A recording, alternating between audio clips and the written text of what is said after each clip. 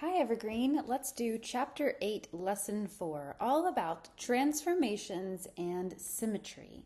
And so, a transformation is whenever you are sliding something over, well, that's a translation.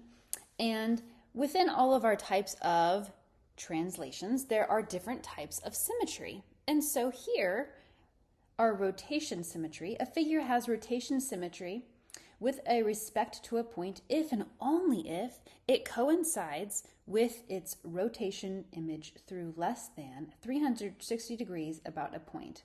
And so here we can see that this image, this circle image, starts here at 0 degrees being rotated. Okay? And we can tell, we're going to use this section of the picture as our kind of guiding our eyes to see how it rotates. And do you see how we rotate it 90 degrees? And it ends up here. And we rotated another 90 degrees, and here it's rotated. And do you see how these are about 180 degrees apart? Yes. And then we rotated another 270 degrees. Now, if we rotated it all the way 360 degrees, we would be back to our original image. And that's why it has to be less than 360 degrees rotation, or else we would be back to our starting point, 0 degrees. And they were rotating in the very center of this image, as you can imagine.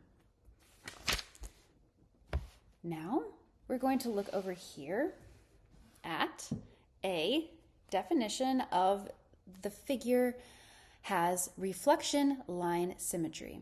With respect to a line, if and only if it coincides with its reflection image through the line. And so here, the line is sometimes called the axis of symmetry.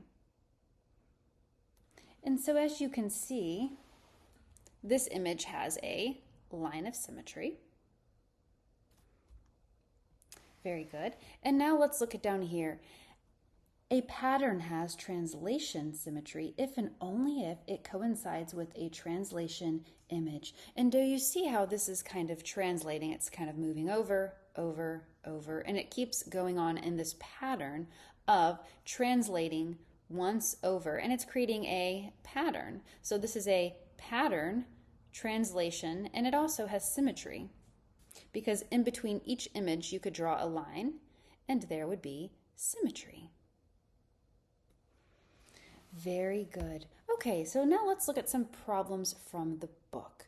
In set number 1, number 1 itself says, what type of symmetry does this first figure have? So if you notice this word right here, it looks like the word algebra, doesn't it? But they've written it in such a strange font that can you tell what is happening here? If we use this G, for example, we can tell that it's been flipped or has a reflection point of 180 degrees. They're exactly opposite of each other.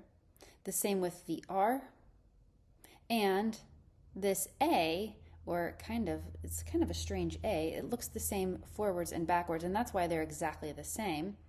And this E has been written in such a way that it is exactly the same on the top and on the bottom. So, what type of symmetry does this have? It has rotation symmetry that has been rotated exactly 180 degrees, each of these symbols. And E is our middle point of symmetry, where it's just exactly the same on top and bottom. 2, what is a simple test for this type of symmetry? Well, to see if it coincides with its rotation image. So coincides mean it's exactly the same. If we rotated this G all the way around and put it right on top of this G, would it be exactly the same? Yes. And so it coincides with the rotation image. Number 3, what type of symmetry does the second figure have? So this looks like the word geometry, and it has the same type of strange writing, so that it is exactly the same, except we have it pointing the same direction. Nothing has been rotated all the way around like the G's. These G's are exactly the same orientation. The top and the bottom are the same, whereas here the top and the bottom are flipped. The top of the G is the opposite of this top of the G. The bottom of the G is the opposite. And so here we have the same bottom and top. Except there is one thing different. The left side of the G has been rotated or flipped. I guess it's more like flipped over here, wouldn't you say? Yes. And so when something is flipped, what type of symmetry is that? It is reflection symmetry. And so just looking at the G, we can see that, but the same pattern is going on for the E and the O, and the M is in the center, and it has symmetry going right through the center of the M. It has line symmetry. So this is reflection line symmetry. That's what type of symmetry it has. And what is a simple test for this type of symmetry? Well, you could fold it in half and see if the halves coincide. Okay, so folded in half coincides with line symmetry. This one, remember, it was rotation symmetry, and so therefore the rotated image has to coincide once you rotate it. So basically the main key word here is coincide, and he has to either fold and coincide for line symmetry or rotate and coincide for rotation symmetry. Let's jump down here to this baseball diamond, and it says, describe this symmetry. Well, as you can see, if we drew a line straight through the center of this, it would be exactly the same on both sides. And so therefore it is line symmetry, reflection line symmetry. Jumping over here to the basketball court, we have a different, well, do we have a different type of symmetry? Let's look at this. It's exactly the same on both sides. Here is our line of symmetry. Could we fold this in half and make it exactly superimposed? Yes. So this is also reflection line symmetry. Flipping the page, let's look at this line. It says Euclid defined a straight line as a line that lies symmetrically with points all of itself. So you can imagine millions of points on this line, and they're all lining up with each other. And so it says a line has rotation symmetry. How would a line have rotation symmetry? Rotate means to rotate it left or right, kind of like you could imagine rolling a ball or rolling a box, which wouldn't be very easy, but it helps you imagine it more easily. And so, what type of symmetry does this have?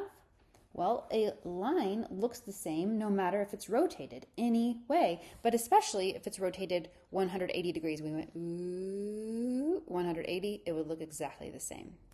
What points can serve as its center of symmetry? Well, a line goes forever in this direction and forever in this direction, and so what point could work? Well, any point could be the center, right? Because even though we would pick a point here, really this isn't the center of the line because this arrow means going forever.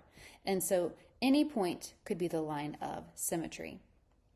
16 says, a line has reflection symmetry. A reflection, it could be folded in half and superimpose on each other. Is that true? Yes, because a line has reflection symmetry because it can be reflected or folded onto itself no matter what way you fold it. Okay, and then 17, how many lines of symmetry does a line have? It has infinite lines of symmetry because it is an infinite length line.